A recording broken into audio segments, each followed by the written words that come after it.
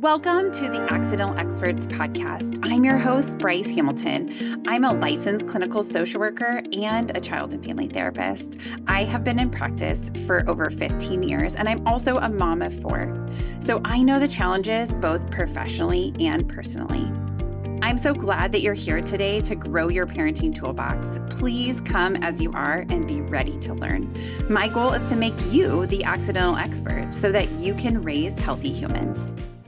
Hi, everyone. Welcome back. I'm so glad you're with us today. So we are going to be talking about parental anxiety today. So our anxiety impacting our kids, but then also our anxiety and our kids' anxiety mixing up. And also, I bet there's some parents out there that they don't have a lot of anxiety, but their kids certainly bring on their anxiety. We have expert Dr. Ashley Smith with us today. She is a licensed psychologist and a recognized expert in the treatment of anxiety disorders. She's also a speaker, author, and the co-founder of Peak Mind, the Center for Psychological Strength. She challenges audiences to master their minds and live boldly. She was born with a rare visual impairment that makes her legally blind. Dr. Ashley knows firsthand what it takes to overcome both real and perceived limits, and now teaches others how to do the same. By blending science with powerful storytelling and practical strategies, she shifts the way audiences see the world and themselves. Her message is simple: your mind will hold you back if you let it. With that, let's welcome Dr. Ashley.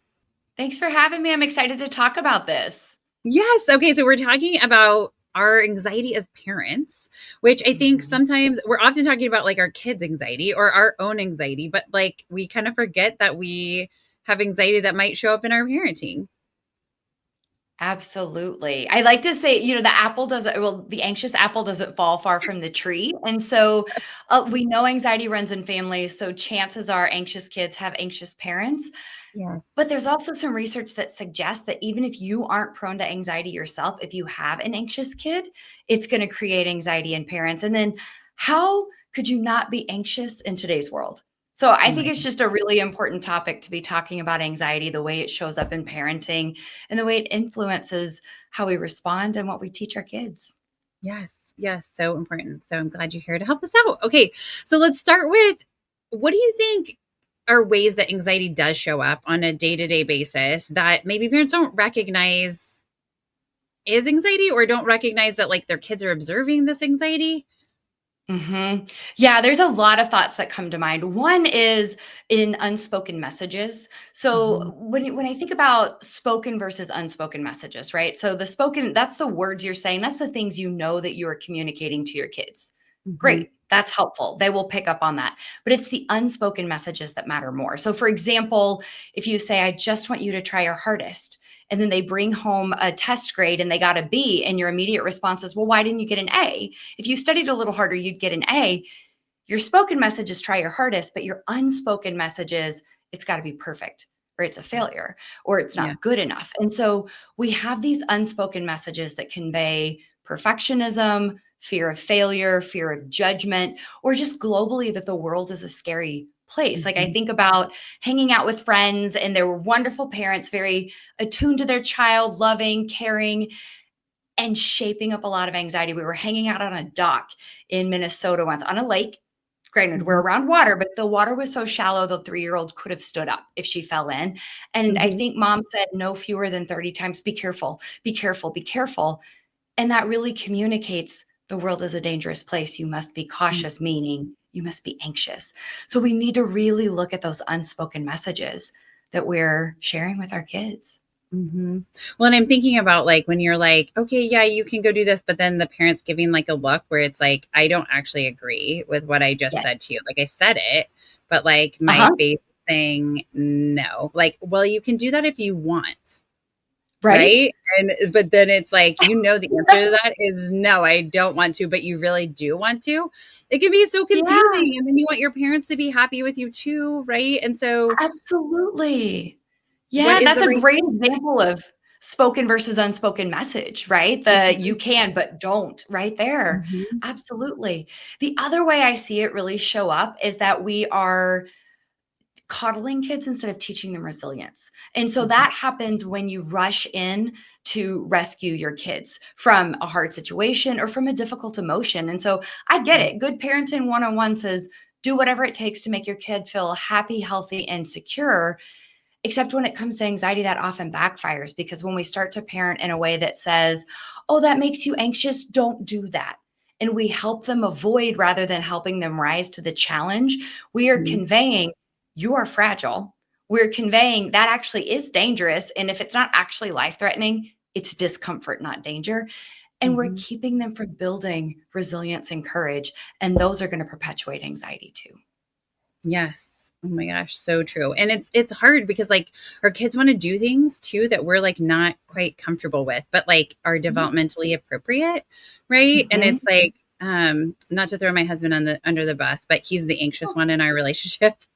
I love him, Mm-hmm. but he definitely has enough anxiety for both of us.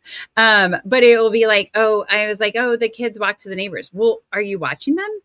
No, I like the 9-year-old can walk to the neighbors. Like it's just across Yeah. the street. Like I would go at 9, I would go like 2 cul-de-sacs, 3 cul-de-sacs down in our neighborhood. And Right.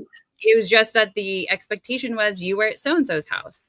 And then you would Mm-hmm. call when you got there. Or if you guys were going to go somewhere else, you would call and say, we're going to this place now. Yeah. But There's it's been a hard. cultural shift. Yes. Mhm. Right, like, when we were kids, that was it. It was go play in the neighborhood, stay within these bounds, be home by dark.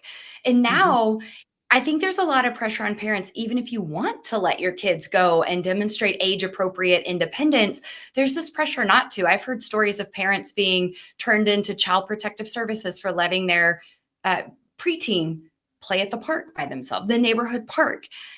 And Mhm. that, I think, needs to be okay. So we get this messaging that the world is dangerous. Parents are conveying it to kids, but parents are getting that too. If we look at media and news and all of this, that's how I said, or why I said that, how could you not be anxious? But we have to teach our kids how to make decisions. And if they Mhm. never get an opportunity to make decisions, then how do they build that skill? And so I'm not Mhm. saying turn them loose. I'm not advocating for latchkey parenting. I do want to be tuned in. I think there's a lot of positive changes that have happened. But I also see a ton of young adults who don't have basic independent skills like doing laundry or navigation or being able to get groceries from the store or make phone calls Mhm. because parents have done it for them under this guise of this is what a good parent does. Mhm. And I think, they're honestly trying to do what they think is best. But Absolutely. here we are saying, actually, it's better. Yeah. Like, you can like teach them how to do it. So, like, you make the phone Yes. call this time. The next time you're like, you make the phone call, but I'll be right next to you. Then the next time Yes. they're ready to make the phone call by themselves. Right. So it's this scaffolding that you're building so that they're Absolutely. capable of doing Yes. these things. We don't just like throw them off the high dive, right? Yeah. Throw them out to the wolves, Exactly. but it's that we're like, okay, if you want to do X, then you need to know how to do Y first. And so let's do these Exactly. things to be ready for that. But it's so Mhm. hard to not jump in to save our kids. Like when they're struggling, so Oh, hard, yeah. right? Like, Yeah.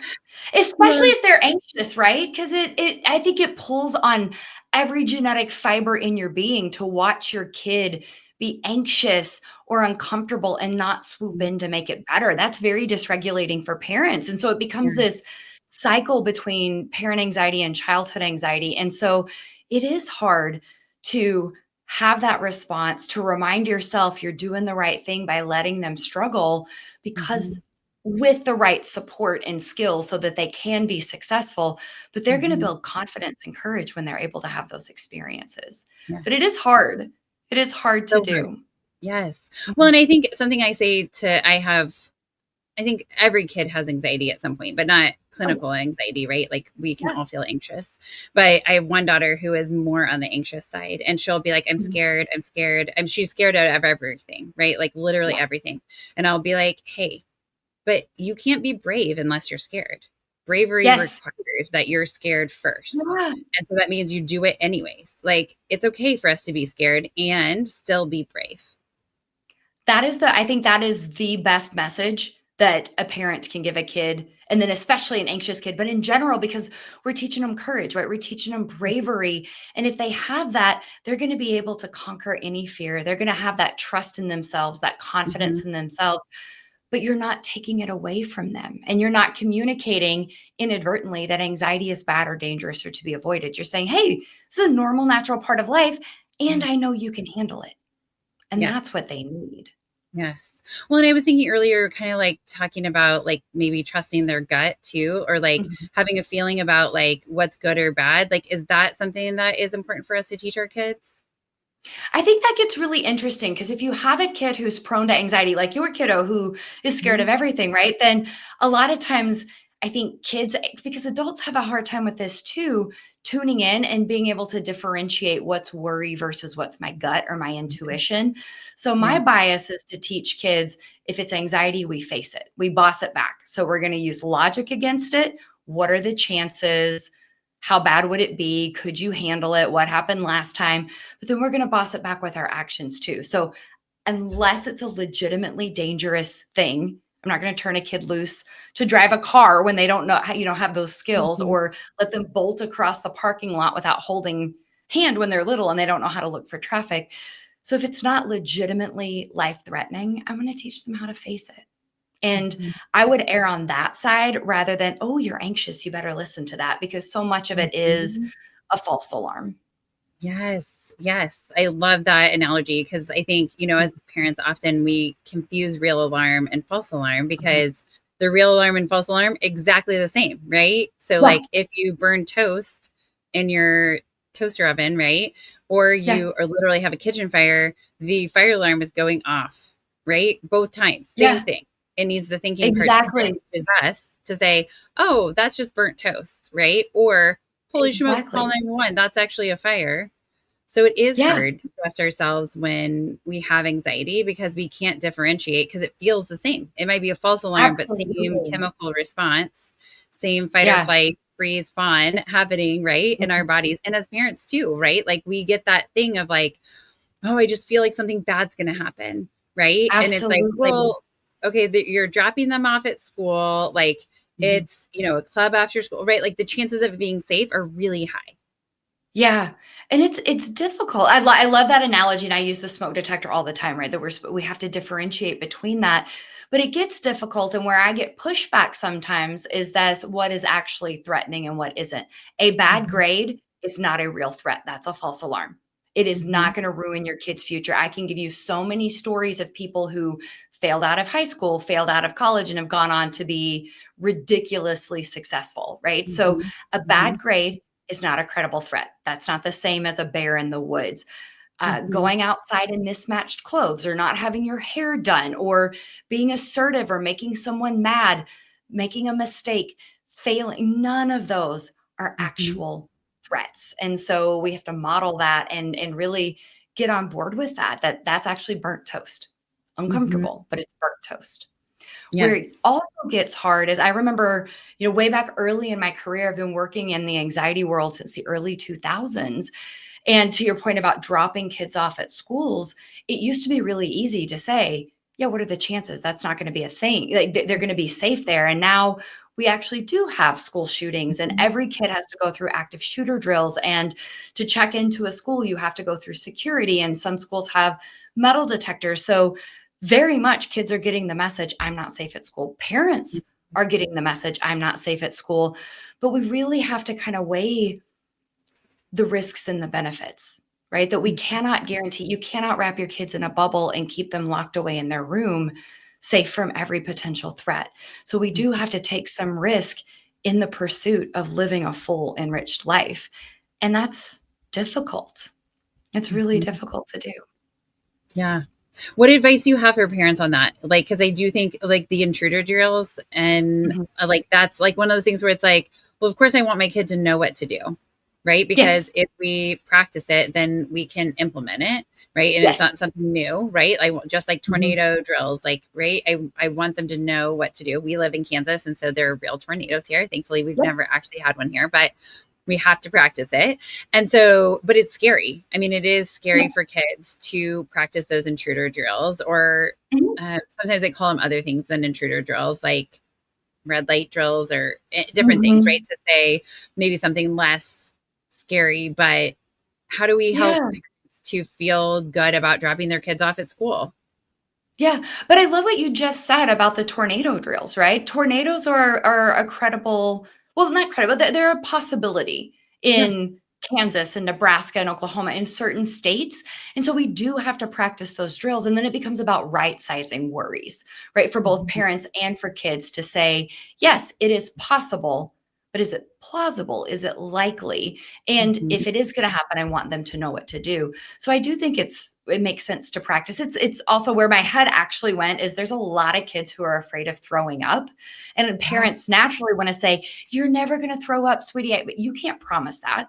Mm-mm. And when they do, all of a sudden you're a liar. So you can't give the reassurance. And I would tell parents, never promise something that you can't guarantee. We want to Mhm. because it makes them feel better, but it actually will Yeah. perpetuate the worry.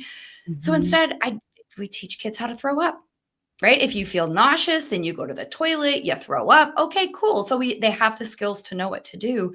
But then we Mhm. work on right sizing it, which is we're not going to let that fear determine what we do. And as a Mhm. parent dropping kids off at school, I think about two things. I think about turbulence on an airplane, right? If you've ever flown on a plane, turbulence can be scary. It's just bumps in the air. It's like hitting a bump on the road in a car. And I want you to imagine if your pilot was saying, oh my gosh, this is just turbulence. Don't worry about it. It's no big deal. Just buckle. You're going to be fine. And they're making a big deal about it in the interest of trying to make us feel better. Or if they Mhm. say, that's turbulence and we continue on. Flight attendants continue with drink service, right? When they act unfazed, Mhm. passengers can be unfazed. And I think about that when it comes to, say, sending kids to kindergarten. So many Mhm. parents, we make a big deal about it, right? Oh my gosh, you're going to go to kindergarten. Are you so excited? Ah, and in making that big deal, you're going to have such a good time. And we're trying to tell them it's going to be great Mhm. and hyping them up.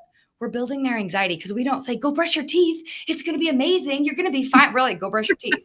So when you Yes. say, go to kindergarten, it's going to be great. Yes. Go to school. So we need to kind of drop off in this matter of fact, you know what to do. The school has you covered. You know what to do if it doesn't. And then we have to recognize that worry is not a strategy. So no amount of worrying is going to prevent something bad from happening. Yes. And nobody ever, after worrying so much, is like, do you know what? I'm glad I spent so Yeah. much time worrying. That was Right. such a good use of my time. Exactly. I had a supervisor early in my career who said, you know what? Here's how at the end of life, you're going to die. It's kind of a morbid way to look at it, but it's like life A, you can worry, worry, worry, worry, worry, worry, worry, worry, worry, worry, and then die. Or life B, you can worry, have fun, do some cool things, make relationships, worry, learn some stuff, have a career, and then die. Like, which one do you want? And so, Mhm. to your point, yeah, no one regrets not worrying, but it takes Yes. a lot of practice and effort. Yes, totally. And if we've practiced it a lot, if we grew up in an Mhm. anxious household or we're Yeah. anxious ourselves, or we're trying to like, the only way we know to settle our kids' anxiety is to try to like make it go away, then we Mhm. also are not experiencing what it's like for our kids to be uncomfortable and still Yes. keep moving forward. Absolutely. I think of that as, when you get a mosquito bite and it itches, so you scratch it, right? Because it itches. If you Mhm. scratch it, it feels it, but it makes it itch more. That's what happens with kid anxiety. If you're doing something to scratch that itch to try to make it better, you're actually guaranteeing it's going to get worse. And so Yes. that's where we really do have to help kids face fears, face Mhm. uncomfortable situations, have the language and the tools to know, oh, this is anxiety. This is a false alarm. I am brave. I can do this. And we also need to be saying those things out loud ourselves. Yes. I was just going to ask you, like, what ways can kids be impacted or like pick up Yeah. on their parents' anxiety? And then also, how can we do the opposite, right? Like, how can we show our kids that Yes, we're feeling anxiety, but still able to keep walking forward?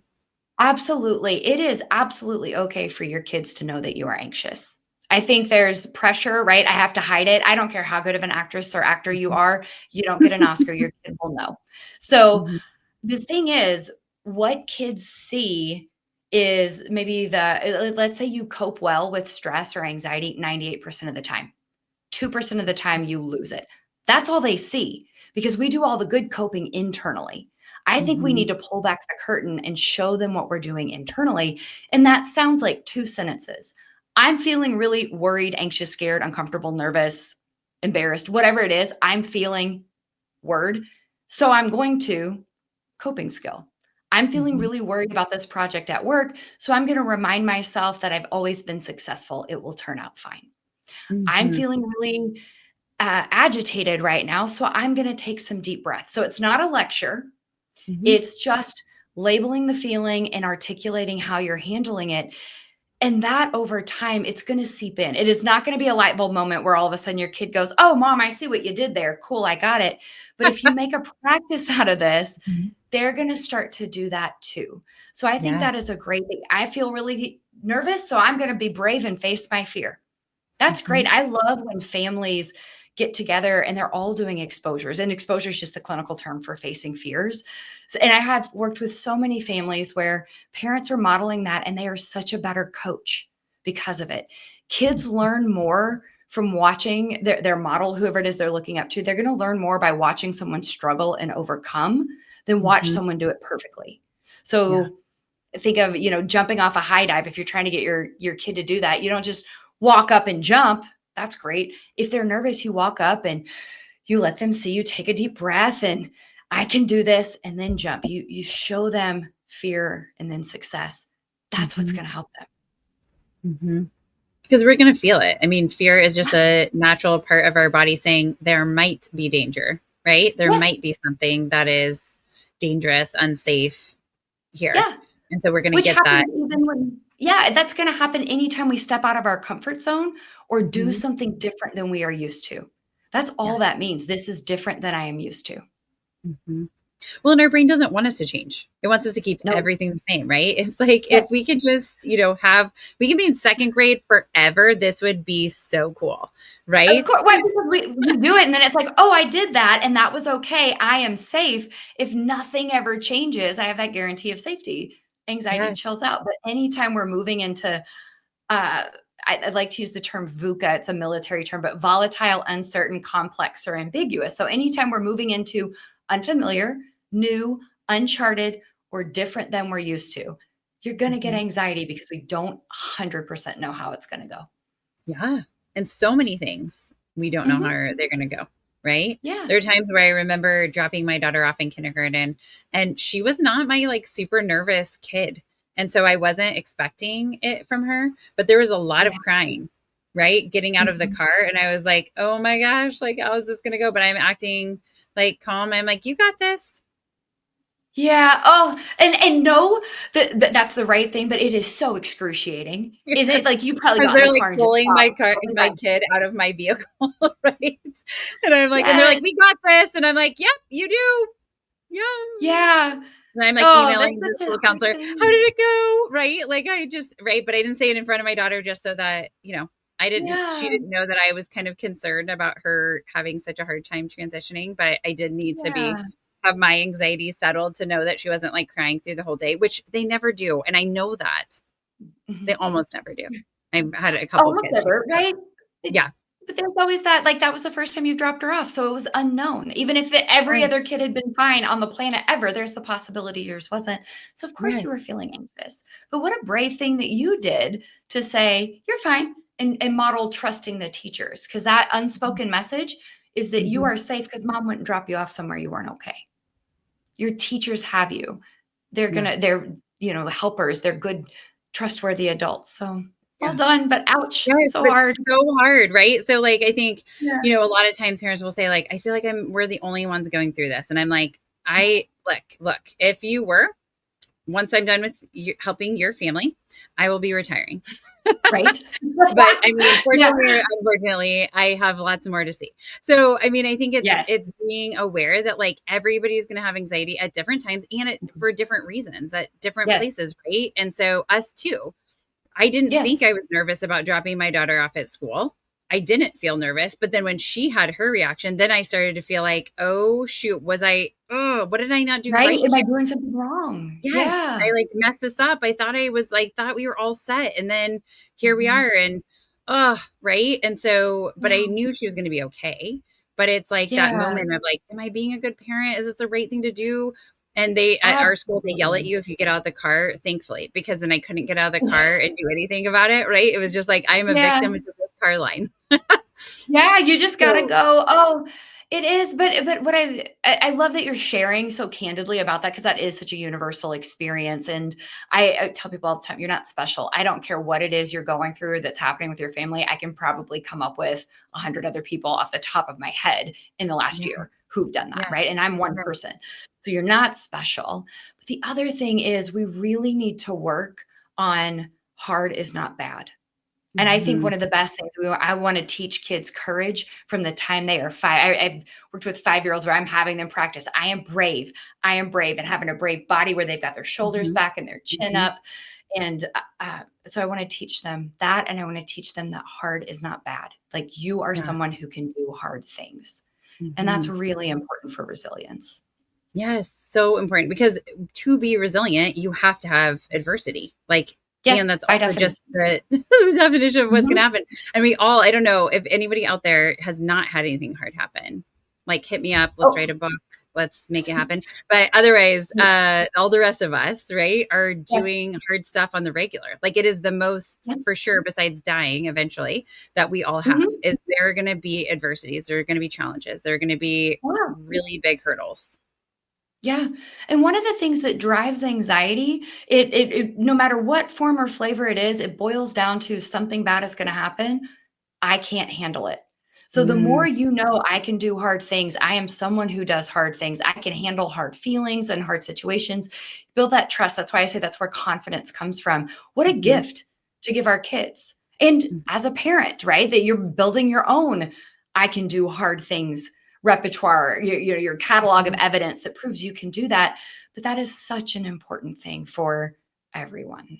Yeah. Okay. So question, when we're saying, like, I was thinking, like, okay, so obviously talking to our kids, like being like practicing saying I can do hard things, or I'm like really brave, I'm strong enough, I can do this. Those things are great. What if we did it as a family? Is that helpful, or could that be, okay, so we, as a family, we do hard things. Like, we take on challenges. We're not afraid. Oh, I love that. To do that. Right? Because then that becomes like a family value. And I think about, there's a story of Sarah Blakely, who is the founder of Spanx. So very successful businesswoman. But she shares this story about growing up, and around the dinner table, her dad would ask everybody how they failed that day. How did you fail today? How did you, and by doing, and they would all share. And by doing that, he essentially took away a fear of failure, right? Because he made failure something to be celebrated. And when you're not afraid of failure, it opens the path for way bigger successes. But I think you can do that as a family. What hard thing did you do today? What brave thing did you do today? What are you grateful for today? How were you kind to someone? Who was kind to you? That these are practices that you can build in that I think are really wonderful, because you're sort of baking it into your day-to-day experience. And that's going to shift, right? That unspoken message, we do hard things, we are brave, we are kind. Those are amazing things. Yeah. Well, and I think parents a lot of times are afraid to share their failures, but that teaches our kids so much, to be like, okay, so this is the thing, I went to do this, and then I realized I didn't even save that slideshow I was supposed to be presenting on. It wasn't on my computer, right? Yeah. Huge flop here. What a great thing, because then you also get to show how you're handling it. Are you going to let it ruin your week? Where you spiral out, you're distracted, or are you going to show them that really sucked? I'm not going to deny it, right? I'm not in the business of toxic positivity and, oh, just be positive, this is awesome. Sometimes things are a big deal. They do suck, or they are hard. And I want to acknowledge that. And here's how I'm handling it, how I'm rising to the challenge, how I'm making the best of it. So we can show that it's okay to be human. Your kids are going to know. And if you try not to, and there's something going on with you, I think about this with health a lot. Parents are often worried about sharing health like getting diagnosed with cancer. And so they don't say anything, but kids are tuned in and they can tell something is going on. Their little brains are going to fill it in. So I would much rather be honest with kids, developmentally appropriate. They don't necessarily need all of the details depending on their age, but I'd rather be upfront and honest than tell them things are fine when they're not. Yes. Well, because then that teaches them to mistrust us. Right? The loser is us, actually, in that, and them, not anxiety. Yeah. And then we're also telling, like, you're having a feeling and we're telling you it's wrong. So then there's also some confusion on getting back to, how do you tell anxiety from intuition? So, Okay. So on that, I heard a great, explanation for the difference between intuition, like the gut feeling, and anxiety. And because people would ask me, like, how can you tell the difference? And I'm like, I don't know. I just know. Like, I tried to explain it, but so Laura Lynn Jackson is who did this. And so she said the difference between anxiety and a gut feeling is that with a gut feeling, you feel peace. I like that. It's sort of like just this quiet knowing. I think when you get really tuned in, tuned into your body, which Mhm. can go both ways. Some people with anxiety have very high anxiety sensitivity. They're too tuned into anxiety signals in their body. Yeah. But Yeah. I kind of think of the difference of like being in your mind versus in your body. So Mhm. I like that it is a quiet knowing, a peaceful knowing. I often will tell people it's that second thought that kicks in is probably, if it's doubt, it's anxiety. If it starts Mhm. with what if, it's anxiety. I Mhm. don't even care if it's, but what if this isn't anxiety? If it starts with what if, it is a worry, Yes. period. Yes, Um, that's good make too. I like sure, that. yeah, make sure is worry driven, right? I just have to make sure the door is locked. I have to make sure I set the alarm. That's checking that's a mosquito bite scratching Mhm. behavior. It will keep Mhm. it coming back Mhm. just in case. I'm going to do this just Mhm. in case. That's an anxiety driven Mhm. behavior. Mhm. Mhm. You never know. Yeah. Mhm. I can think of lots of phrases we say with anxiety, but they just keep us going. And I feel like when I have gut feelings, sometimes it doesn't even make sense. Like I might be like, why do I know this? Or why do I think this? But I don't feel anxious about it. No anxiety. Like, no, like oftentimes not a second thought is there. Like, Right. it's just like, I need to You do know. this, Mhm. or like, I shouldn't do that, or whatever. Mhm. So, but it is hard, and is tricky. Anxiety is so tricky, and it really wants to suck us in. Right? Like, Mhm. it's not bad. It's just that its job is to get us to respond to danger. Thankfully, we don't have Absolutely. a lot of actual dangers happening, Right. Right. right? I think I read that it was Mhm. like 7 times in your whole life there was actual danger. Obviously, that's like in the United States, where most of the time we are like safe. And obviously, I don't know what populations, but it was, like I was like, okay, that kind of made me feel a little bit better, that like it is so rare that like I am actually in literal danger. And like I may feel really uncomfortable and feel scared out of my mind to be giving this public speaking engagement, or to have to apply for a new job, or whatever it is, like Yeah. moving to a new city that I've never been to. But it's like, it's not that it's actually dangerous. It is scary, but it's just That's new. all burnt toast. Yeah. Mhm. All burnt Yeah, I've toast. seen, so I wanna say, I'm gonna butcher the actual statistic. It was well over 80% of the things you worry about never come to fruition. So worry is actually a control strategy. We worry because it gives us the sense of control. If I think about Yes. it, then I can prevent it. If I can plan for Mhm. every outcome, I won't be unsafe. Nothing bad will happen.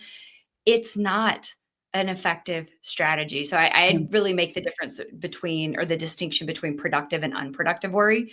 Productive Yes. worry is, it's a real problem, not a Mhm. hypothetical one in my mind. It's a real Yes. problem It's actually today. happening. Yes. Yeah, Mhm. actually happening today, not down the road, that I Mhm. can control. And if it's Mhm. if it's a no on any one of those, it's unproductive worry. You can sit, plan, think, solve, Mhm. analyze, and it's nothing but a waste of time. Yes. So, so true. Okay, so let's talk about, we talked a little bit about talking to kids about things that like make us nervous as parents, like a cancer diagnosis, right? Yeah. How do we do that where we don't because, you know, and I agree with you, talking to our kids. I had cancer, and I was Mhm. like, I'm just going to tell my kids, right? And I even talked to the Yeah. parents at my job, because I knew I was going to have to take off time for treatments and surgeries. And so I was like, here's the deal.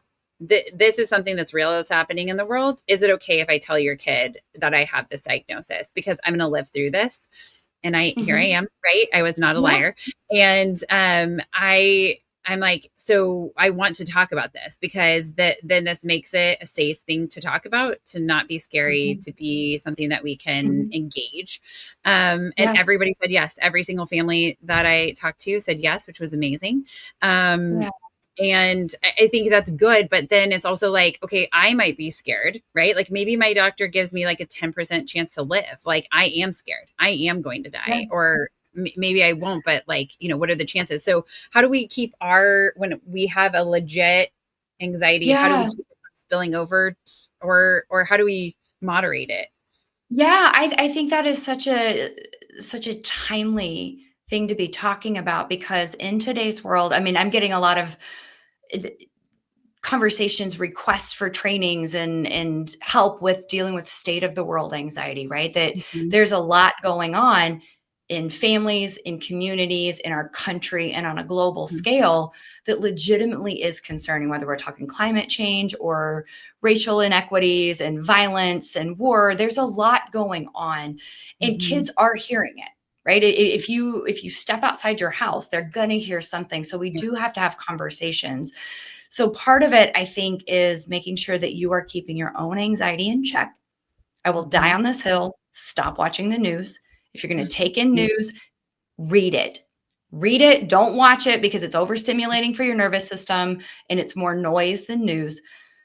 And then I do think we have to have conversations with kids. So we want to be giving them facts, and I want to be, it gets back to that like tornado drill or giving them the skills. So we might say things like, yes, it is true that there is a lot of people upset about the way our country is being run right now. Regardless, and I'm not going to take sides on that at all, but yes, I want to acknowledge reality. There is cancer, or there is a war, or there is climate change. And these are the things that we are doing to stay safe. These are the things that we are doing to make a difference, or this is how we're handling it. And then looking out for excessive worry. So repeated conversations about it. If you're answering the same questions, if your kids, I'm not going to get kidnapped tonight. You're not going to die tomorrow, are you? And it's the same question over and over and over. And you keep saying, no, you're fine. That's a scratch the bite kind of thing. It's going to keep it going. So we need to start to say, that's worry. We can't know for sure, but I'm not worried about it. Or I'm only a little bit worried, and here's what I'm doing instead. So we do, I think, have to find this way to talk about things that are very difficult that we didn't used to have to talk about. Yeah. And that's, I think, great advice, because parents will ask me, like, how do I talk to my kids about school shootings? Because their like friends have said to them, my cousin was at this place, or my mom told me about this, or whatever, right? Something happened, or an older kid said. And so then it's like, okay, well, that's something that we can talk to our kids about. And I think information is power, but then obviously anxiety comes on board and makes it certain death, right? Like at the end of that, everybody dies. And so, but that's not really true. But it's like, how do you balance that part? And my answer has been, keep it true, like keep the facts, right? Like, this is why we do this. This is the things that our school has put in place to keep us safe. Here's what you would do. What place have you picked in your classroom, right? If you were in a different room, where have you picked? And then listening to your teachers, right? Like, they know what to do to keep you safe. And so follow their directions. And I feel good about the plan the school has. Are those ways that we can have that conversation?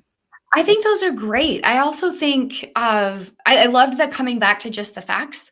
And I think sometimes you don't know the facts, and it is okay to say, I don't know. That gets back to don't promise anything you can't guarantee. I can't guarantee you're not going to fail a class, or that you're not going to throw up, or that something bad isn't going to happen. And we do have to talk about it. I also am a big believer in opening the door. I don't want any topic to be off limits. I think we need to be open, and that we need to make any topic safe to talk about, even the really hard ones. This includes, parents asking kids, have you ever thought about hurting yourself? It's a myth that asking someone about suicide will make them suicidal. We need to ask. And by asking, or being willing to answer a question, you're communicating back to unspoken messages, this is an okay topic for us to talk about. With that, I also think giving kids space to ask questions. My rule of thumb is, if a kid is asking a question, they're ready for the answer. With the caveat that what they're asking, what you think they're asking, and what they're actually asking may not be the same thing. So if your kid asks a question, you're like, oh, they're too young for that. Okay, cool. Pause. Ask for clarification. What do you mean by that? Or what do you think? Yeah, because sometimes like they're not really, like, we're ready to launch into this, like the kids, what happens when you die? Like, we're launching into this, metaphysical explanation. And maybe they heard, that you go to a farm. I don't know. Right. So we want to make sure. I was thinking about pets dying and parents saying like, oh, your dog went to a farm. Like, no, let's not do that. Let's give them, and never tell kids like dying is like going to sleep, because then they're going to be scared of bedtime. Yes. So, oh my gosh. I've had a lot of, it's all on me. You're doing it with the right intentions, but it's like died, right? They died, right? Not they went to sleep, or they died in their sleep. Like all of those things, even if it might be true, that's one of the ones you definitely don't want to share. Keep that one to yourself. It gets back to honesty. So being honest, sticking with the facts, saying, I don't know, but giving them a space to ask questions. Like, I think about, I'm based in Kansas City, and we did have a mass shooting last year at the Chiefs Parade, which is a city holiday, probably 1 million people out. And it was a tragedy, and children were involved and families were involved, and there was no way not to talk about it. And this also gets back to, I understand the very real biological urge to protect your children from anything that is uncomfortable and scary. And we have to prepare them for the world that we live in. And that does sometimes mean sitting in the sadness and sitting in the fear, and just, we don't have to solve it for them. We can say, that was really tragic. I hate that happened. I don't think it should. I hope that we can do better. And sometimes that's all it is. And we want to jump in and fix it for them, but sometimes we just need to sit in it with them. Mm-hmm. Yeah, I saw there was a little cartoon that was drawn by someone. I don't remember who it was, but it was like, sometimes being a good friend is about sitting in the whatever with them, right? In the muck, right? And so it was like because we're always trying to like pull people out, right? Yeah. We don't want you to feel that way, come out, right? Like, but it is hard because it's so uncomfortable. I think, our kids having feelings, even sadness is hard. Like, right. Depending on what it is that my kids are crying about, right? It can be like, in my head, I'm thinking, this is so ridiculous. Why in the world are you crying about this? I don't say that out loud because I know better than to do that. But in my head, I'm like, this doesn't seem like a good reason to cry. Like, you have a broken bone, or, I mean, I don't want that, but like, but that's kind of how I was raised, right? Like, where it was like, I'll give you something to cry about. It's like, no, actually, I'm good. I already got the crying down. But I think, so I keep that to myself, but then I'm like, okay, just soften, right? To just like being there in the moment of like, for them, this seems really hard. Yeah. And I like that. I think we have to, we have to find that balance, right? But we don't want to do the feelings aren't real and shove them all down that some of us grew up with, but we don't want to go too far where every feeling is, the front page of the New York Times noteworthy, because sometimes we do need to learn how to right size our emotions or navigate them. But you can find that balance by validating, you're really sad right now, and put it in perspective on the scale of bad things. Is this a paper cut or a nuclear disaster?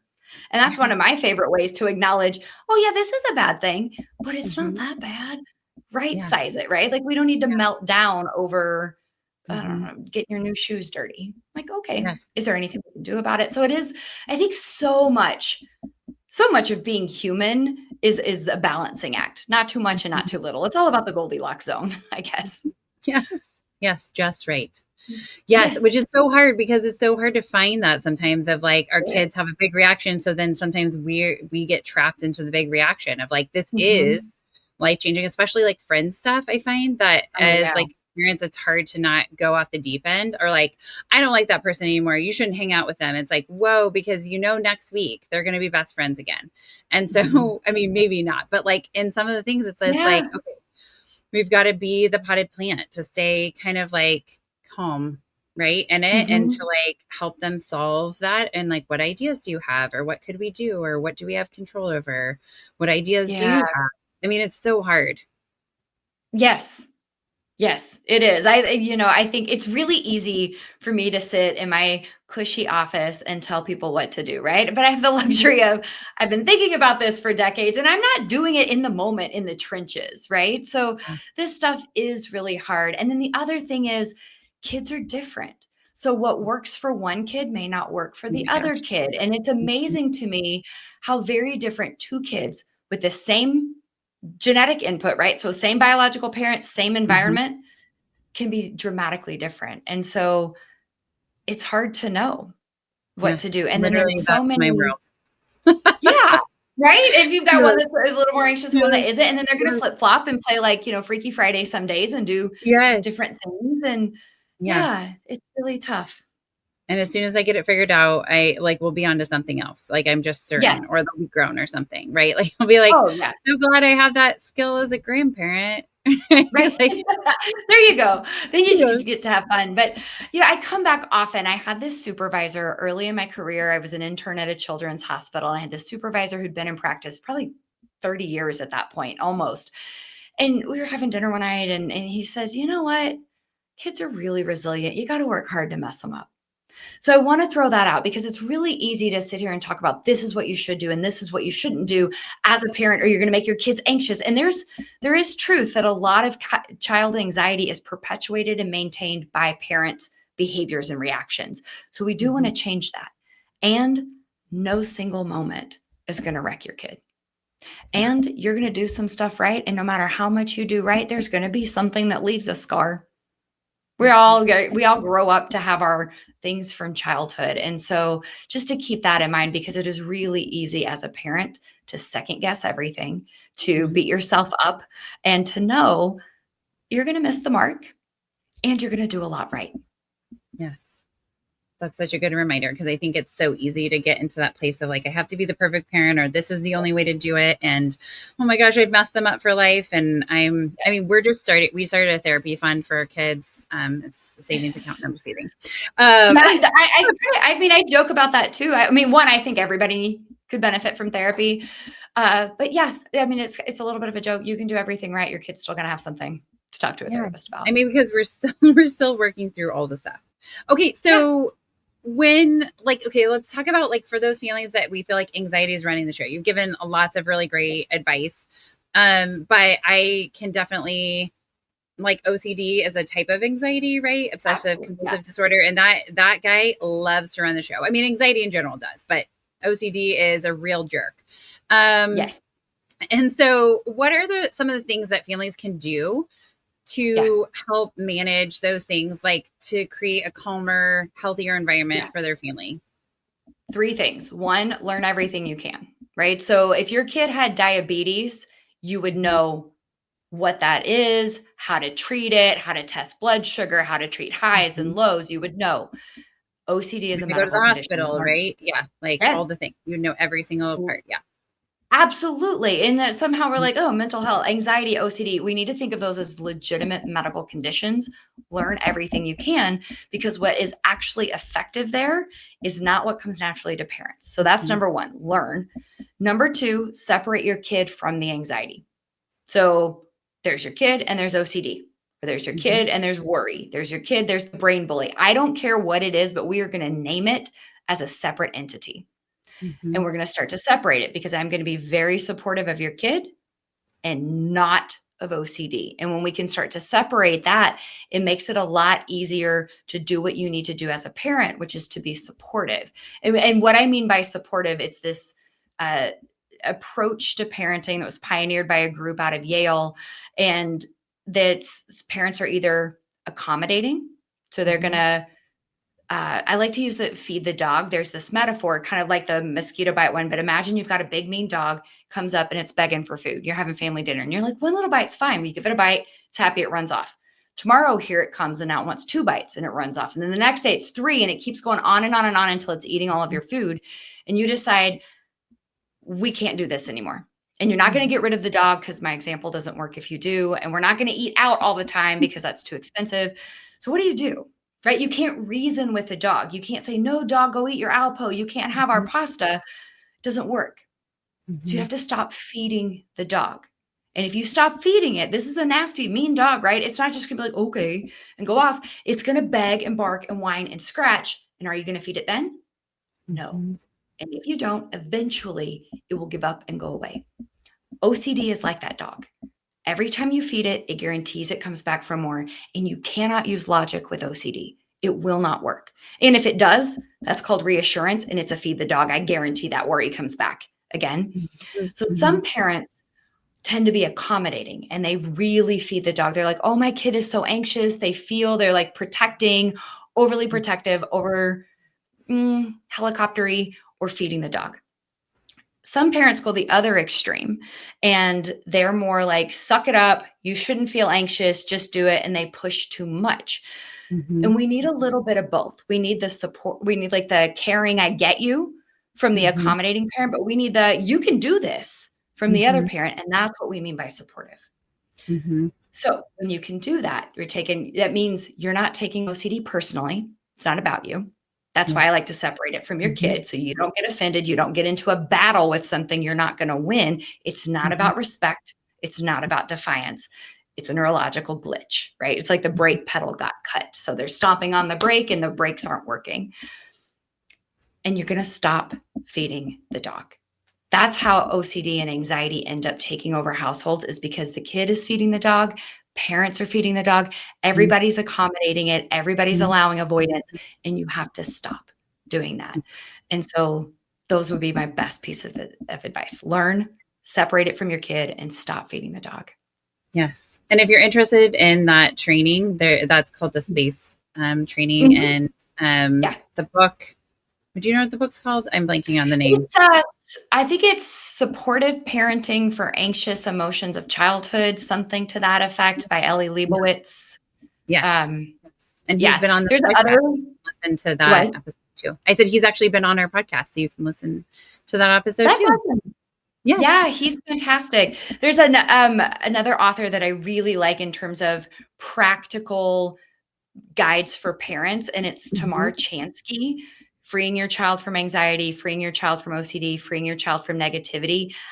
I think all parents should read those books. Pick the one that your kid, what category did they fall into? Read that book. You will thank yourself. Yes. I have not read the negativity one. I didn't know that one was out there. I need to go read that. Amazing. Okay. So is there anything we didn't cover that you feel like parents should know? Or that you want them to walk away with? Anxiety is not harmful. Anxiety is not harmful. It will not hurt your child to feel anxious. And you need to know that. And you need to remind yourself of that when they're anxious, that you are doing the right thing. Yeah. Yes. Amazing. Thank you, Dr. Ashley. This has been such a great conversation. And I know so many parents will benefit from this. Thanks for having me. It's such an important topic. Thanks again, Ashley. You gave us such great tips and tools and practical things that we can really implement at our homes. Thank you so much. I hope that you guys gleaned a bit of information, if not a ton, and you need to come back and re-listen to this episode several times because she really did a great job. I would ask that you, before you leave, if you like what we're doing, will you subscribe to our show? Will you share this episode with somebody that you think could benefit from understanding parental anxiety and childhood anxiety and how for us to master it the best to support our kids? And will you follow us on Facebook, Instagram, TikTok, and YouTube? If you like what we're doing, also send us an email to suggest topics for future shows to accidentalexperts@gmail.com. Have a wonderful day. Some words from our legal team. The information presented in this podcast is not intended or implied to be a substitute for appropriate professional advice, diagnosis, or treatment. All content, including text, graphics, images, and information contained on or available through this podcast, is for general information purposes only. This podcast makes no representations and assumes no responsibility for the accuracy or information on or available through this podcast, and such information is subject to change without notice. You are encouraged to confirm any information obtained through this program with other sources and review all information regarding any condition or treatment with the appropriate professionals. What we're saying is, yes, I am a real therapist, but I'm not your therapist.